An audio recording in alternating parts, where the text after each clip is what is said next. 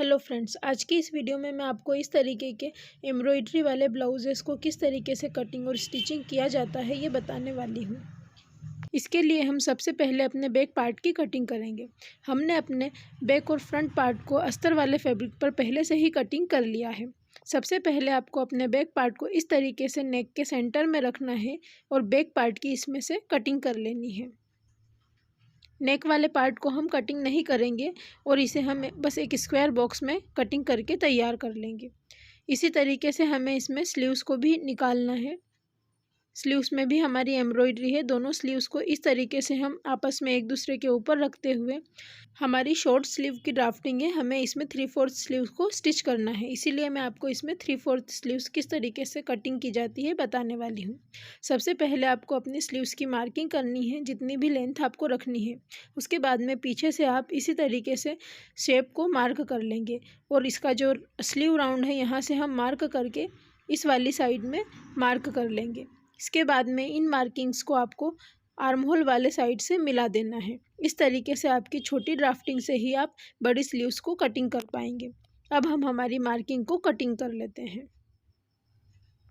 इस तरीके से इसमें से हमने अपनी स्लीव्स को कटिंग किया है। अब हमें इसके फ्रंट पार्ट की कटिंग करनी है। हमें ध्यान रखना है कि जो हमारे एम्ब्रॉयडरी वाले दोनों पार्ट से सही सही आने चाहिए, इसीलिए आपको एक दूसरे के ऊपर रखकर ही स्लीव्स की कटिंग करनी है। हमारा जो इस ब्लाउज़ का फ्रंट पार्ट है वो प्लेन होगा, इसीलिए इसे हमें प्लेन फैब्रिक पर इस तरीके से कटिंग कर लेना है। ये हमारा ब्लाउज़ जो है पैडेड ब्लाउज़ बनकर तैयार होगा। इसे हमें बिना बेल्ट वाला बनाकर तैयार करना है। इस तरीके से हमने अपने ब्लाउज़ के फ्रंट, बैक और इसकी स्लीव्स की कटिंग कर ली है। अब हमें इसकी स्लीव्स की स्टिचिंग करनी है। इसकी स्लीव्स में हमें डबल फ्रिल बनाकर तैयार करनी है। इसके लिए हमने इस तरीके से एक लंबी पट्टी को डबल फोल्ड करके लिया हुआ है। अब हम इसमें छोटी छोटी सी प्लीट्स डालेंगे। इस तरीके से हमने अपनी पूरी पट्टी में प्लीट्स डालकर तैयार कर ली है। इसके बाद में हमें एक और पट्टी लेनी है। ये पट्टी हमारी दूसरी वाली पट्टी से चौड़ाई में थोड़ी कम होनी चाहिए। इसे हमें इसके ऊपर रखकर इस तरीके से इसमें भी छोटी छोटी प्लीट्स डालकर तैयार कर लेनी है। इस तरीके से इस फ्रिल को हमें तैयार करने के बाद में एक बार हम इस पर प्रेस लगा लेंगे।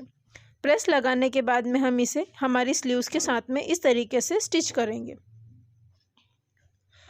इसके बाद में हम इसे पलटकर सीधा करेंगे और इसके ऊपर भी एक सिलाई लगाएंगे। इसी तरीके से हमें अपनी दूसरी स्लीव्स को भी बनाकर तैयार कर लेना है। हमने अपनी दोनों स्लीव्स को बनाकर तैयार कर लिया है। अब हमें इसके बैक पार्ट की स्टिचिंग करनी है। बैक पार्ट हमारा एम्ब्रॉयडरी वाला है। सबसे पहले हम इसकी स्टिचिंग करेंगे। इसके नेक की स्टिचिंग करने के लिए सबसे पहले हमें इसे इस तरीके से सेंटर में से फोल्ड करना है। सेंटर में से फोल्ड करने के बाद हमें अपने नेक की चौड़ाई को मार्क करना है। जितनी भी चौड़ाई आपको लेनी है उसके हिसाब से आप आगे से इस तरीके से एक सिलाई लगाकर इसे चौड़ाई में कम कर लेंगे। इस तरीके से स्टिचिंग करने के बाद हमारी नेक की चौड़ाई बिल्कुल सही आ जाएगी। हमें इसकी चौड़ाई 3.25 या 2.5 इंच पर रखनी है। आप अपने अकॉर्डिंग इसे चौड़ा कर सकते हैं। इस तरीके से स्टिच करने के बाद अब हमें इसे अस्तर के साथ में स्टिच करना होगा। सबसे पहले हम इसके कमर वाले हिस्से में सेंटर पार्ट का एक छोटा सा कट लगा लेंगे। इसी तरीके से हमने अपने अस्तर वाले पार्ट में भी दोनों साइड में सेंटर की स्टिचिंग पर मार्क कर लिया है। अब हमें इसे सेंटर में इस तरीके से रखना है और पिनअप कर लेना है। हमने अपने अस्तर वाले फैब्रिक पर भी नेक की चौड़ाई की मार्किंग दोनों साइड में कर ली है। उसके हिसाब से ही हमें इसे स्टिच करना है और नीचे जो हमारी एम्ब्रॉयडरी वाले पार्ट है उसके पास से इसे स्टिच करते जाना है। इसी तरीके से हमें अपने पूरे नेक को स्टिच करना है। हमें ध्यान रखना है कि हमारी स्टिचिंग हमारी एम्ब्रॉयडरी पर नहीं जानी चाहिए। इसके बाद में हमें इसके कमर वाली साइड में भी स्टिचिंग कर लेनी है। 1/2 इंच का मार्जिन लेते हुए हम इसे स्टिच करेंगे। स्टिच करने के बाद में हमें इसके नेक वाले साइड में से अंदर के फैब्रिक को कटिंग कर लेंगे और छोटे छोटे कट लगाकर इसे पलटकर सीधा कर लेंगे। सीधा करने के बाद आपको इस पर एक बार प्रेस लगा लेनी है। इसके बाद में आप इसे बाकी सभी साइड से अस्तर के साथ में स्टिच कर लें। उसके बाद में एक्स्ट्रा फैब्रिक को कट कर देंगे। इस तरीके से हमने इसके बैक पार्ट को स्टिच किया है। अब हमें इसके फ्रंट पार्ट की स्टिचिंग करनी है। सबसे पहले हम इसके फ्रंट पार्ट में प्रिंसेस कट की मार्किंग करेंगे। सबसे पहले हमने इसे 4.5 इंच पर मार्क किया है और 1-1 इंच हमने दोनों साइड से मार्क किया है। ऊपर से हमें 9.5 इंच पर एक मार्किंग करनी है और स्ट्रेट लाइन को ड्रॉ कर लेना है। इसके बाद में इस तरीके से इसमें प्रिंसेस कट के शेप को देना है। प्रिंसेस कट का शेप हमारा आर्म होल के सेंटर में आना चाहिए। अब हम इसकी कटिंग कर लेंगे। अस्तर वाले और मेन फैब्रिक दोनों पर हमें इसे कटिंग कर लेना है। अब हमें इसकी स्टिचिंग करनी है। हमें अस्तर वाले फैब्रिक को अस्तर के साथ स्टिच करना है और मेन फैब्रिक को मेन फैब्रिक के साथ में स्टिच करना है, क्योंकि हमें इसमें कप्स लगाकर तैयार करने हैं। इस तरीके से हम इसके टुक्की वाले हिस्से को तीरे के साथ में स्टिच करेंगे। इसी तरीके से हमें अपने सभी पार्ट्स को अलग अलग से स्टिच कर लेना है। इसी तरीके से हमने अपने सभी पार्ट्स को स्टिच कर लेना है। इस तरीके से स्टिचिंग करने के बाद सबसे पहले हमें इन पर प्रेस लगा लेनी है। इस तरीके से प्रेस लगाकर हम इसे सेट करेंगे। अस्तर वाले फैब्रिक को भी सेट करना है। इसके बाद में हमने ये कप्स लिए हैं, इसके सेंटर पॉइंट पर हम इस तरीके से मार्किंग कर लेंगे।